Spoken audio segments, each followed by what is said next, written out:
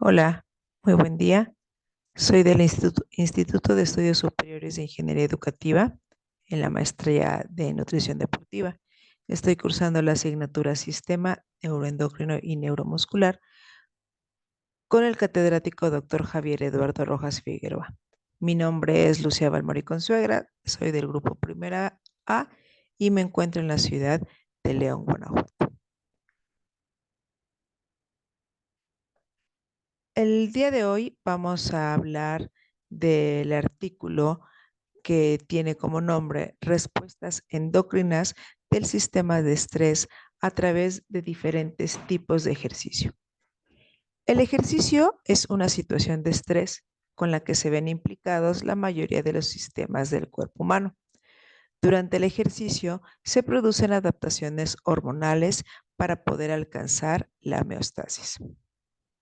El objetivo de esta revisión, pues, es examinar las respuestas endocrinas adaptativas, el eje hipotalámico hipofisiario suprarrenal, abreviado como HPA, cómo se comportan las catecolaminas, las citoquinas, la hormona del crecimiento, GH, y la prolactina, PRL.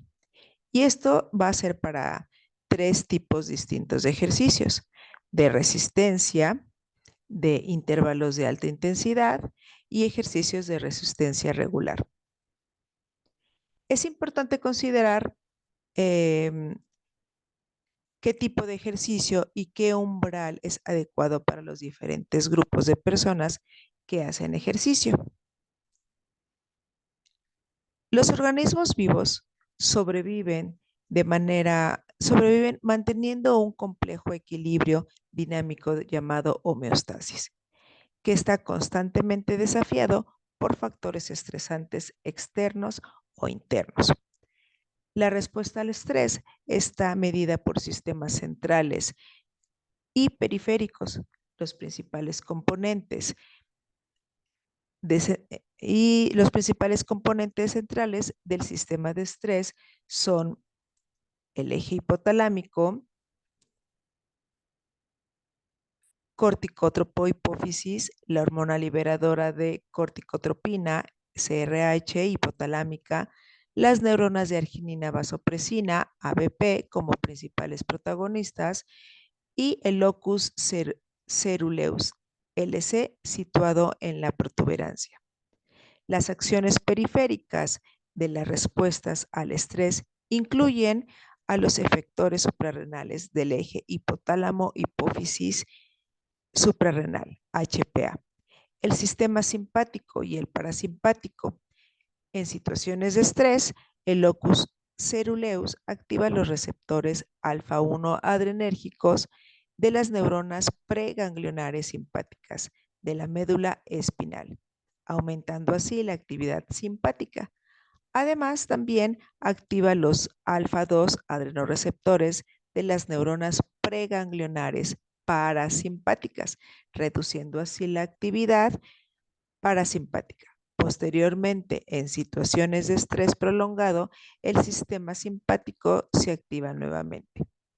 Las funciones centrales de la respuesta al estrés incluyen la excitación, la agresión, el estado de alerta, así como la inhibición de funciones vegetativas como la reproducción, la alimentación y el crecimiento. Las principales funciones periféricas incluyen el aumento de la respiración, el tono cardiovascular, la oxigenación, el metabolismo y la disponibilidad de sustratos energéticos. El sistema de estrés controlado por el eje HPA y el sistema LC-NE libera hormonas como la prolactina y la hormona del crecimiento durante el ejercicio. El ejercicio es una situación de estrés para el cuerpo en la que se van a ver implicados la mayoría de los sistemas del cuerpo humano, como son el sistema cardiovascular, respiratorio, inmunitario, endocrino, el músculo esquelético, y mediante la adaptación alcanzan la alostasis. Durante el ejercicio, la homeostasis está controlada por muchos sistemas hormonales reguladoras, como son el eje HPA, que es el hipotálamo hipófisis suprarrenal, el sistema locus ceruleus y norepinefrina, las hormonas como la prolactina, PRL, la hormona del crecimiento y el sistema de citoquinas también está implicado. El ejercicio regular modifica la capacidad homeostática de la mayoría de los sistemas del cuerpo humano mediante adaptaciones duraderas de su función. Estas adaptaciones pueden ser beneficiosas para los individuos adultos y jóvenes e incluyen también la mejora de la capacidad cardiorrespiratoria y la fuerza muscular. El ejercicio regular disminuye el riesgo de padecer enfermedades cardiovasculares y diabetes mellitus de tipo 2, así como el riesgo de algunas formas de cáncer. El sistema de estrés controlado por el eje HPA y el sistema LCINE libera hormonas como la prolactina y la hormona del crecimiento durante el ejercicio. El ejercicio regular va a mejorar la capacidad homeostática del cuerpo humano y tiene efectos positivos en la salud. El volumen mínimo de actividad física necesario es de 150 minutos de resistencia de intensidad moderada o de 60 a 75 minutos de actividad vigorosa o una combinación de ambas. Además, también se han propuesto 2 sesiones semanales de entrenamiento de resistencia como una forma necesaria de entrenamiento complementario para poder conservar y aumentar la fuerza y la masa muscular. En los últimos 15 años, el ejercicio a intervalos de alta intensidad, conocido como GIE, también se ha empleado como una modalidad de ejercicio eficaz y eficiente para individuos sanos y enfermos. Una parte considerable de la energía se obtiene a través del metabolismo dependiente de oxígeno, mientras que la degradación de la fosfocreatina y la glucólisis se activan en gran medida. Todos los tipos de ejercicio van a representar factores de estrés físico que ponen a prueba la homeostasis de diferentes sistemas. Este desafío puede producirse una sola vez tras una única sesión de ejercicio o de manera regular, rutinaria, de larga duración o también recurrente. La respuesta al estrés al ejercicio puede variar mucho dependiendo de la intensidad, ya sea alta, moderada o baja. Puede ser también, depende de su duración, corta, moderada y larga, y del tipo de ejercicio, continuo o intermitente. Lo que lleva a diferentes niveles de alostasis, que también pueden verse influenciados por otros parámetros como la edad, el sexo y el nivel de formación. El ejercicio regular produce adaptaciones duraderas en la función de los sistemas del cuerpo humano. Estas adaptaciones benefician tanto a los adultos como a los jóvenes.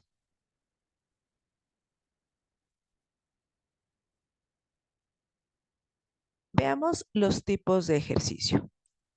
Hablemos ahorita de lo que es el ejercicio de resistencia. Este tipo de ejercicio es el más estudiado y es cualquier ejercicio que implique a grandes grupos musculares y dependa principalmente del metabolismo dependiente del oxígeno.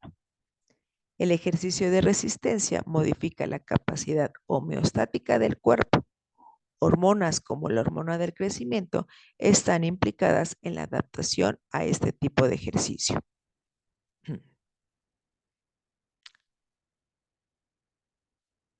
Aparte de la mejora de la función cardiorrespiratoria, las adaptaciones al entrenamiento de resistencia incluyen la regulación al alza de la prooxidación y la antioxidación la biogénesis mitocondrial y la angiogénesis. El ejercicio de resistencia modifica la capacidad homeostática del cuerpo.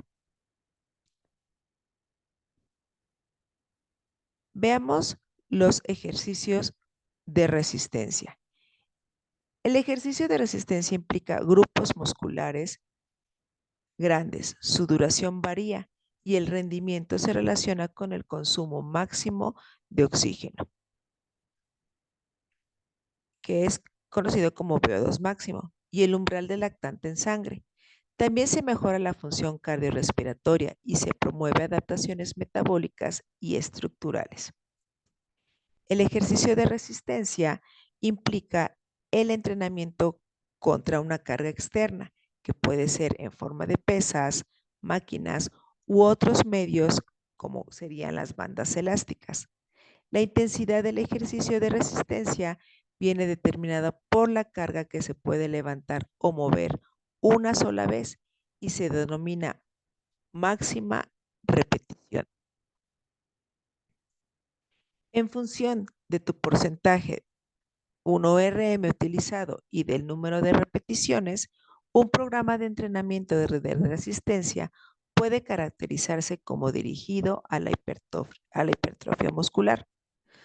Normalmente, para lograr una hipertrofia muscular, tendremos que estar entre el 65 al 85% de tu 1RM, con intervalos de descanso de 30 a 90 segundos. Para realizar o obtener una fuerza muscular, normalmente estaremos trabajando con porcentajes arriba del 85% de tu 1RM con 2 a 3 minutos de descanso. Y para trabajar la resistencia muscular, se tendrá que trabajar con porcentajes menores al 65% de tu 1RM con intervalos de descanso cortos. Sin embargo, pruebas recientes sugieren que la hipertrofia muscular también puede lograrse con porcentajes menores al 30% de 1RM, siempre y cuando las repeticiones que se realicen te lleven hasta el agotamiento.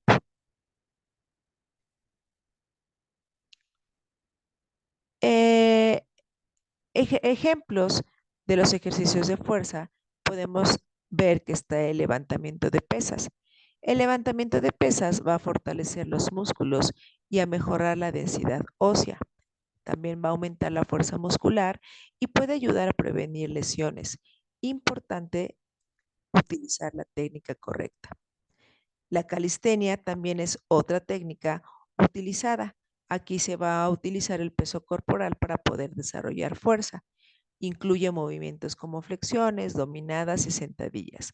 No se requiere de equipos especiales y puedes hacerlo en cualquier lugar.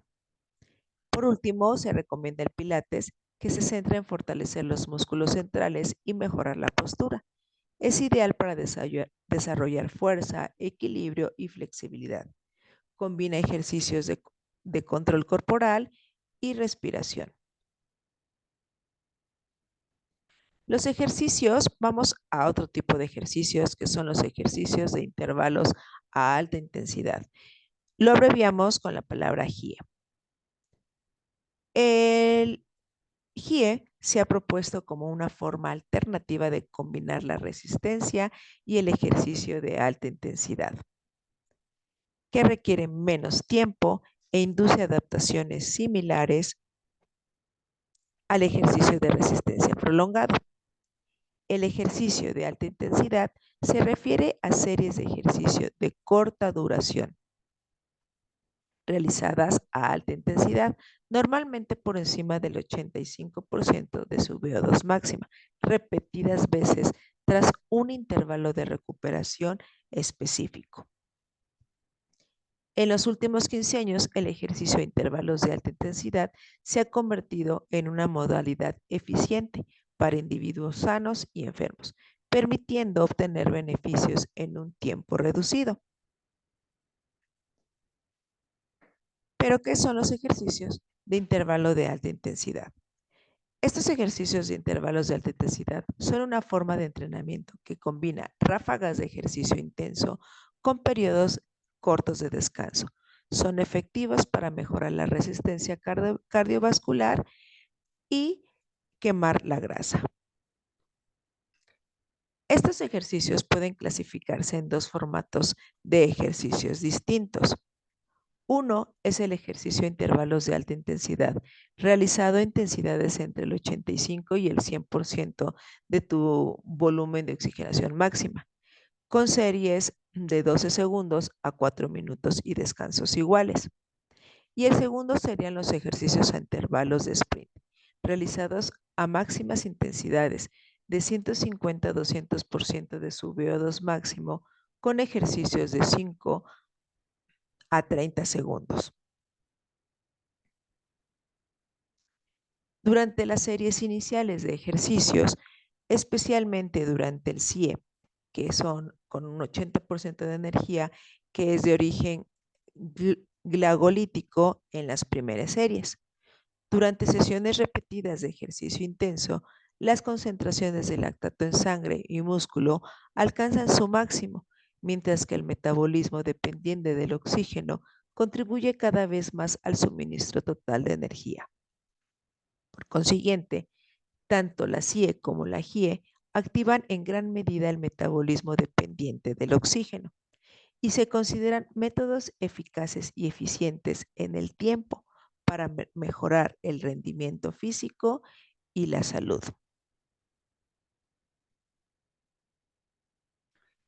Las beta-endorfina inhiben el sistema de estrés, así como el eje hipotálamo hipofisario gonadal, mientras que promueve la analgesia mediante la inhibición de los estímulos ascendentes al romboencéfalo y la médula espinal. La intensidad y la duración del ejercicio determinan la respuesta del eje HPA al ejercicio de resistencia. La intensidad mínima de un único ejercicio de resistencia necesaria para producir una respuesta de cortisol inducida por el eje HPA corresponde al 60% del consumo máximo de oxígeno.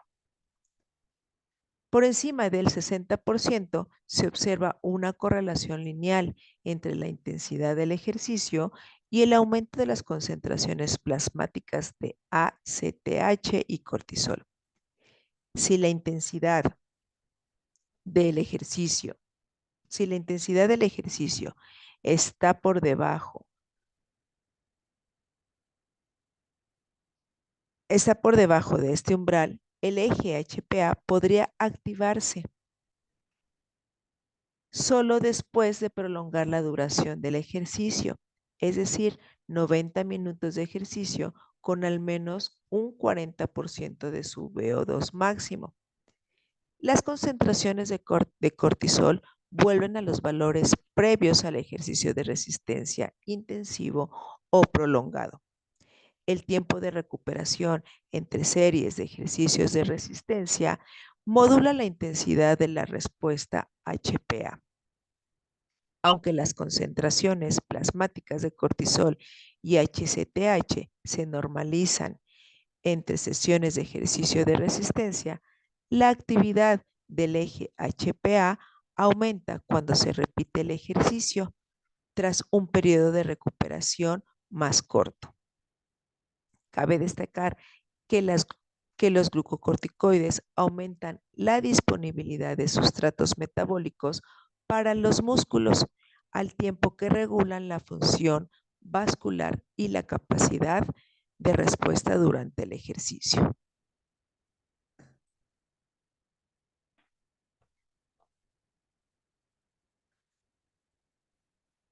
Además, los glucocorticoides disminuyen la gravedad del daño muscular inducido por el ejercicio mediante el control de la reacción inmunitaria inflamatoria.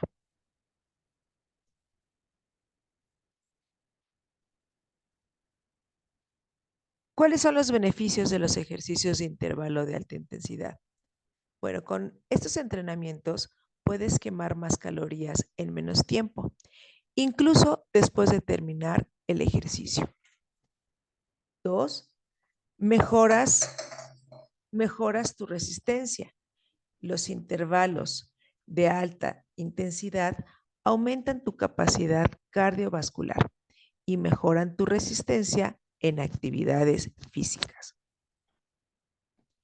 3. Al combinar ejercicios cardiovasculares con pesas, puedes estimular el crecimiento muscular y tonificar tu cuerpo. Y 4. Ahorras tiempo. Los ejercicios de intervalos de alta intensidad son eficientes y te permiten obtener resultados significativos en poco tiempo.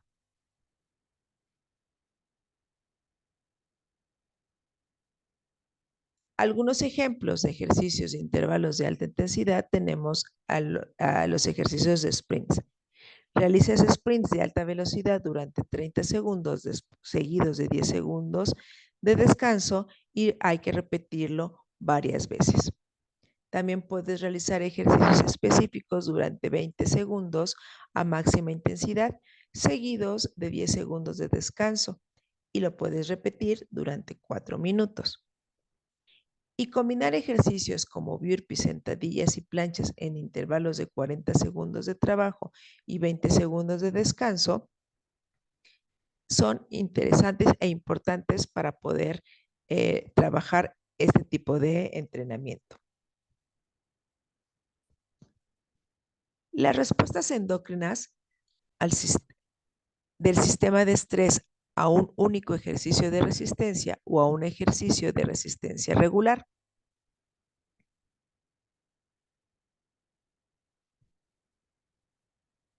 Y veamos el eje HPA.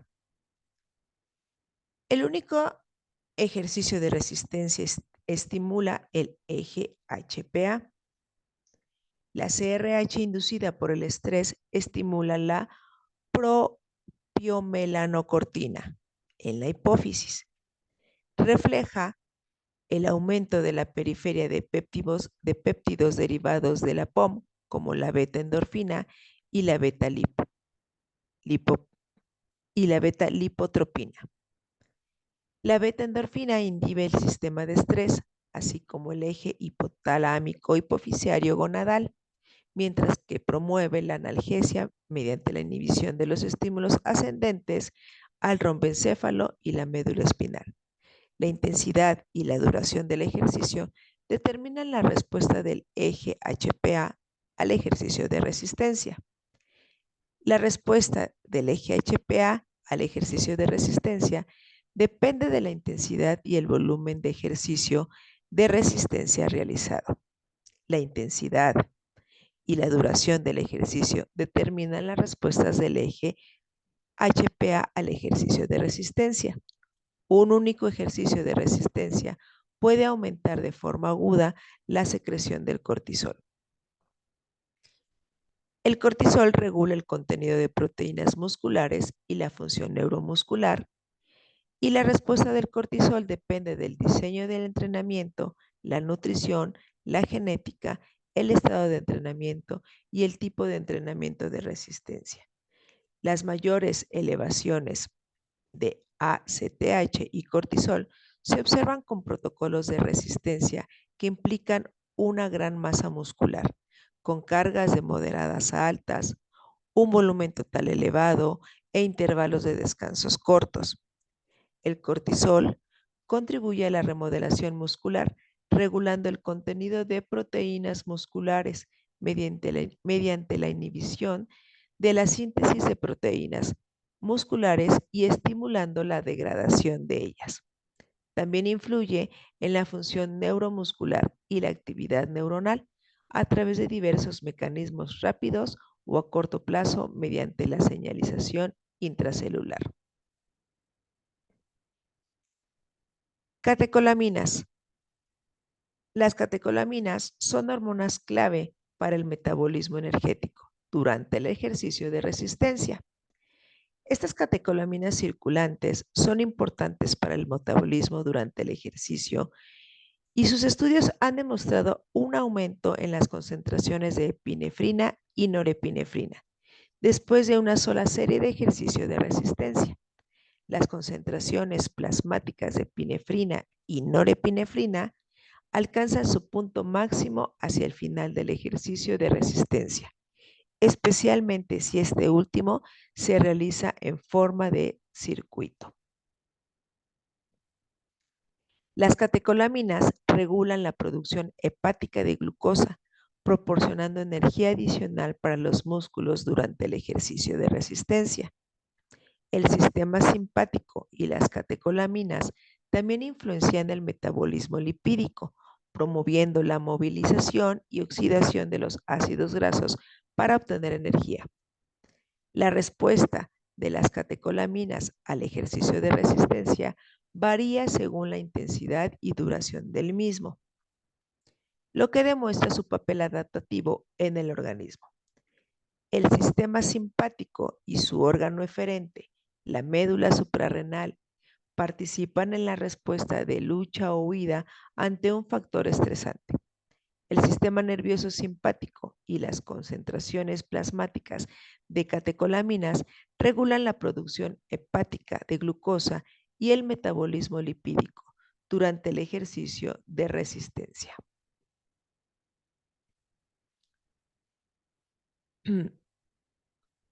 Utilizar un circuito de ejercicio de resistencia puede potenciar la liberación de catecolaminas, ya que se involucran diferentes grupos musculares y se mantiene una intensidad alta. Las concentraciones plasmáticas de catecolaminas alcanzan su punto máximo hacia el final del circuito de ejercicio, ofreciendo un estímulo metabólico adicional para el cuerpo. El circuito de ejercicio también desencadena un mayor estímulo cardiovascular, lo que intensifica la respuesta de las catecolaminas y mejora el rendimiento global.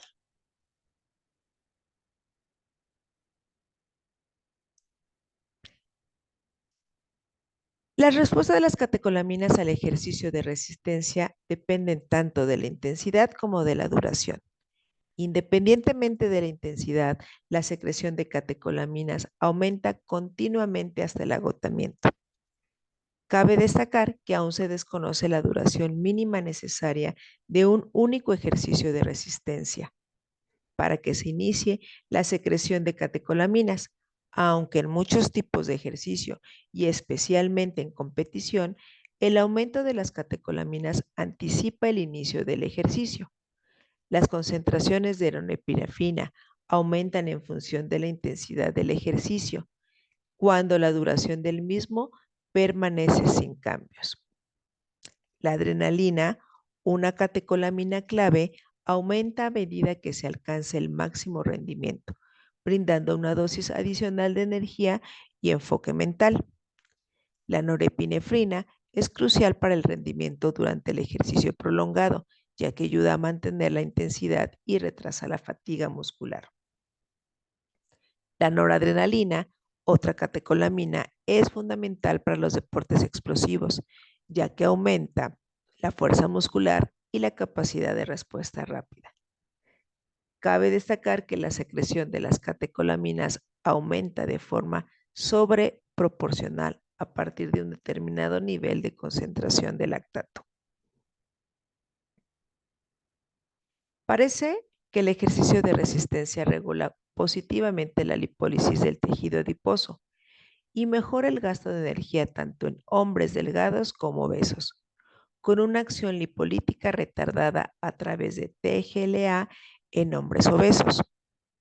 Las concentraciones de epinefrina e IL-6 tras el ejercicio son mayores por la tarde que por la mañana, lo que sugiere que un único ejercicio de resistencia por la tarde puede desencadenar una mayor lipólisis inducida por el ejercicio en comparación con un único ejercicio por la mañana. Cabe destacar que la lipólisis asociada al ejercicio depende también de la acción de otras hormonas lipolíticas, como la hormona de crecimiento o los glucocorticoides. La primera es más elevada hacia la medianoche y la segunda hacia las 8 de la mañana, así como del tipo, la duración y la intensidad del ejercicio.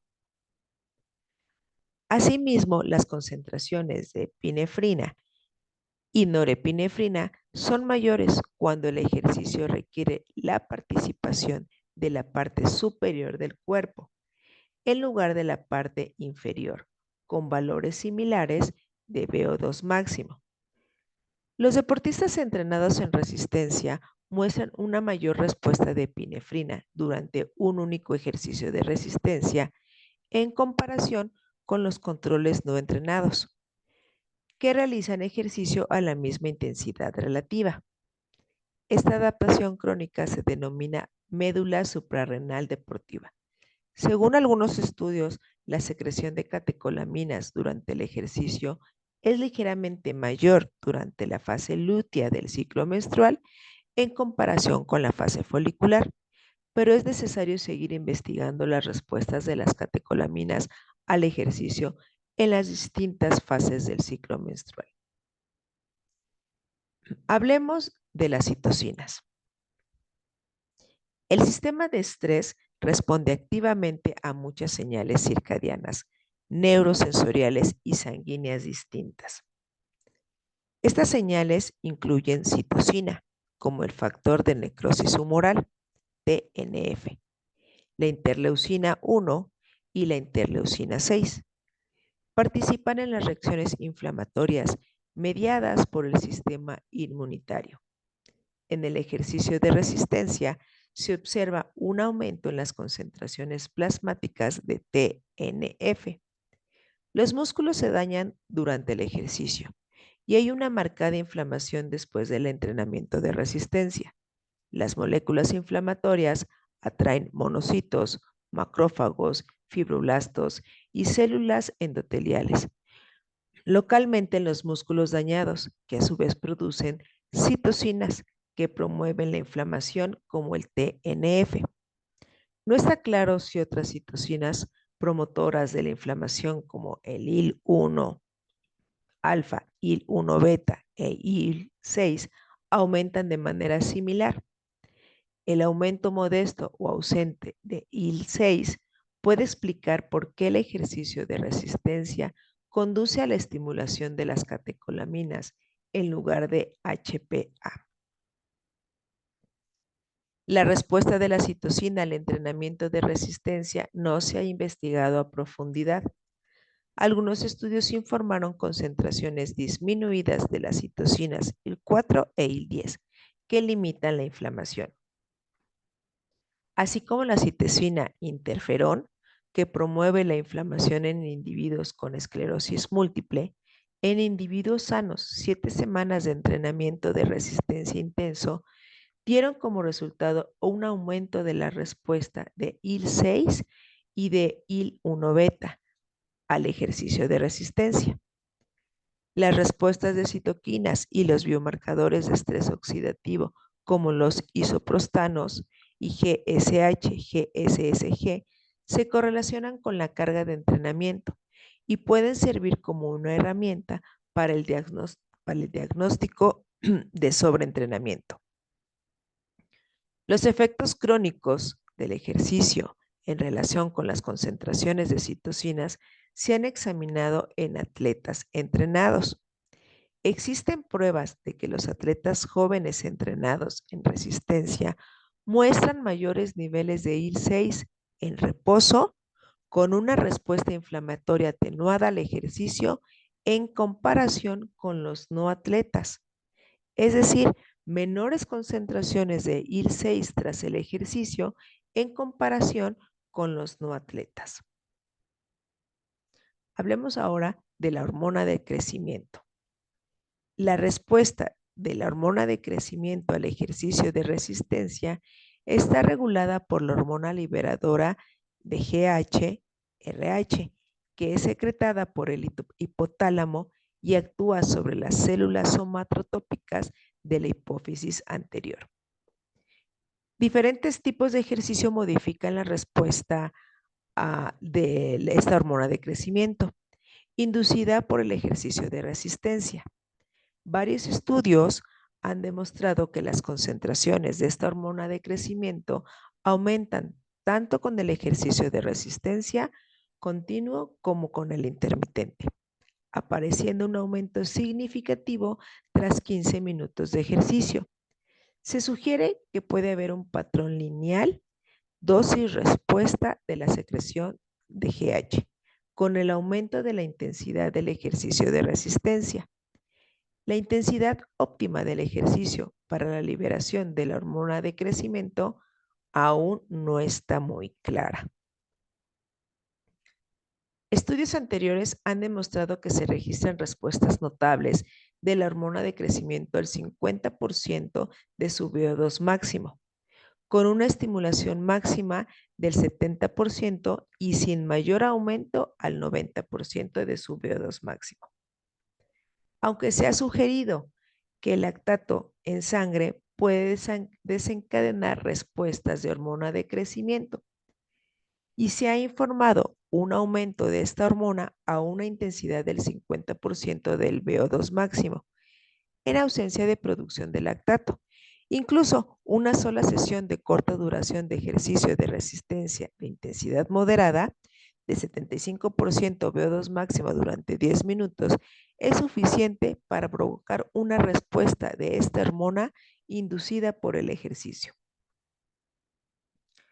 La magnitud del aumento de la hormona de crecimiento es de aproximadamente de 300 a un 500% por encima de las concentraciones en reposo y puede durar hasta 3 horas después del ejercicio. Los glucocorticoides inhiben la liberación de la hormona de crecimiento y antagonizan esta hormona en el metabolismo tisular y muscular. En atletas amenorreicas, la vida media de la hormona de crecimiento y el volumen de secreción por pulso están disminuidos, mientras que en el número de pulsos de esta hormona de crecimiento está aumentado comparado con el de las mujeres eumenorreicas. Se puede postular que los aumentos de esta hormona y de PRL durante el ejercicio de resistencia están más relacionados con la IL-6 que con la estimulación del lactato. Después de una sola serie intensa de ejercicio de resistencia, las concentraciones de la hormona de crecimiento aumentan notablemente, especialmente cuando los periodos de descanso entre ejercicios son cortos, por debajo de 90 segundos, y el trabajo total es grande. Durante el ejercicio de resistencia, las concentraciones de GH se correlacionan positivamente con las concentraciones de lactato en sangre. El aumento de las hormonas anabólicas séricas, como son la testosterona, GH y la IGF-1, inducido por el ejercicio de resistencia, no mejoró el crecimiento muscular ni la fuerza de los músculos que nos ejercitaron, lo que sugiere que el crecimiento muscular y la hipertrofia y la fuerza pueden verse afectados por mecanismos locales, aparte de las hormonas circulantes.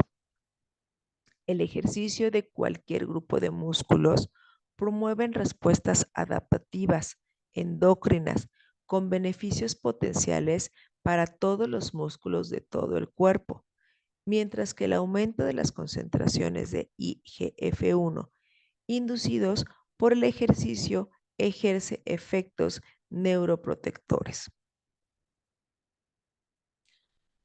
Respuestas endócrinas del sistema de estrés a un único episodio de ejercicios de alta intensidad o a ejercicios de alta intensidad regular.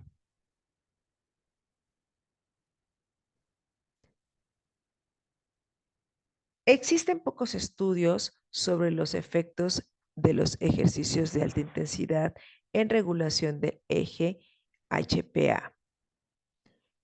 Los GIE parecen disminuir la concentración basal de cortisol. Según su estudio, tras un entrenamiento de 3 semanas con ejercicios de alta intensidad, se observa una reducción media del 42% de la concentración basal de cortisol en comparación con los valores previos al entrenamiento. Esto en el eje HPA.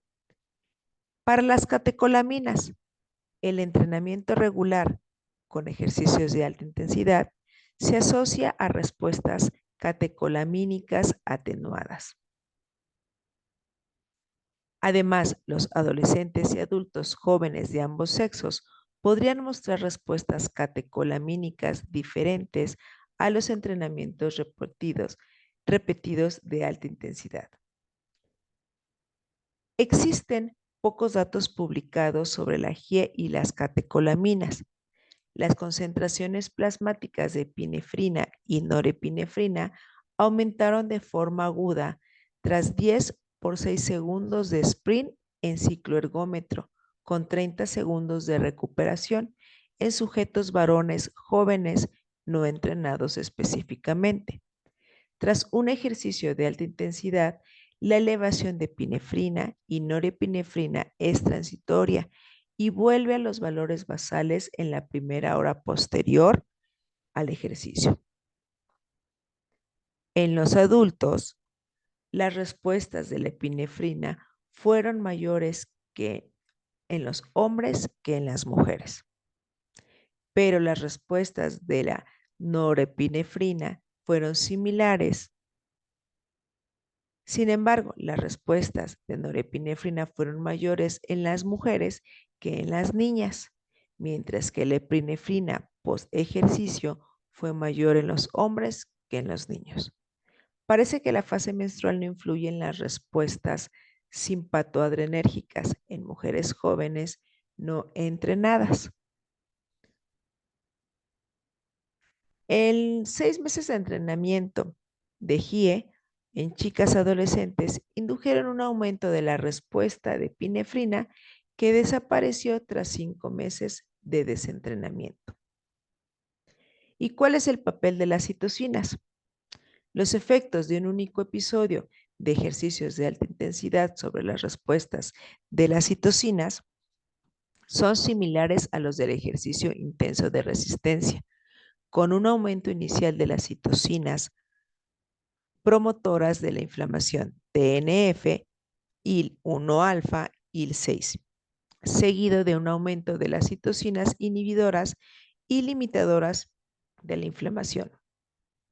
Puede postularse que el aumento de las respuestas inflamatorias observado durante la GIE puede reducirse mediante respuestas adaptativas autócrinas.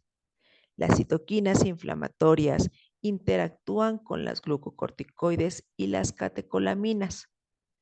Los glucocorticoides suprimen la mayor parte de la producción de las 3 citocinas promotoras de la inflamación, IL-1, IL-6 y TNF, mientras que las catecolaminas estimulan la IL-6, que inhibe la IL-1 y el TNF, y estimula la secreción de glucocorticoides, promoviendo la respuesta de fase aguda y finalmente el control de la inflamación.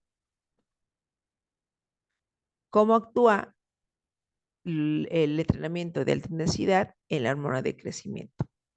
Pues existen pocos datos sobre la secreción de hormona de crecimiento inducida por el ejercicio de GIE.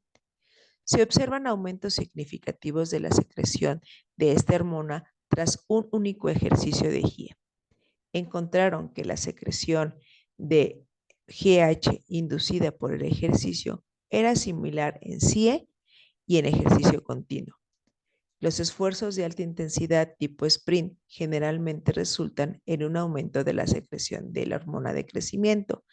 Sin embargo, a pesar de un aumento de GH, las concentraciones séricas de IGF y total, IGF libre y IGF-2 total y bioactividad de IGF-1 no cambian después del sprint.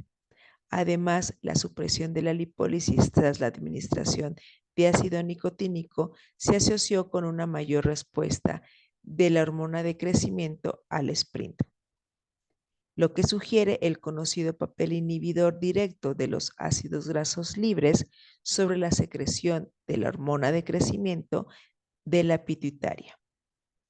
La edad también es importante modulador de la respuesta de esta hormona al ejercicio, ya que los individuos más jóvenes presentan un mayor aumento de esta hormona tras el ejercicio de sprint. Por lo tanto, la GIE parece reducir o no causar ningún efecto en la respuesta secretora de la hormona de crecimiento. En, en el pasado se ha sugerido que el ejercicio representa un modelo de estrés. En esta revisión examinamos los efectos de los tres tipos diferentes de ejercicio, de los ejercicios de resistencia, de los de alta intensidad y sus efectos sobre las respuestas endocrinas relacionadas con el sistema de estrés, HPA, catecolaminas, citocinas, GH, PRL. Dado que cada uno de estos tipos de ejercicio impone un estrés metabólico diferente al organismo, hemos descrito sus distintas respuestas hormonales y de citoquinas en un intento de demostrar la potente y amplia gama de efectos del ejercicio sobre la homeostasis y la alostasis. En individuos sanos, un único episodio de GIE estimula el eje HPA, mientras que parece disminuir de forma aguda la secreción de cortisol en personas obesas, que suelen presentar concentraciones basales de cortisol elevadas.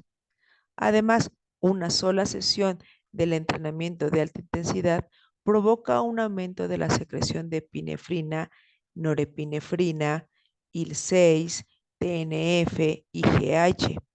Por otra parte, la GIE regular provoca una reducción de las respuestas de catecolaminas, lo que sugiere que la actividad de la catecol o metiltransferasa podría verse influida por la intensidad del ejercicio.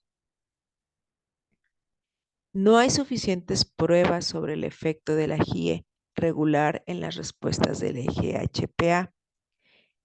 Las citocinas, la hormona de crecimiento y la PRL. Sin embargo, algunos estudios mostraron una respuesta atenuada en la hormona de crecimiento en el entrenamiento de alta intensidad regular.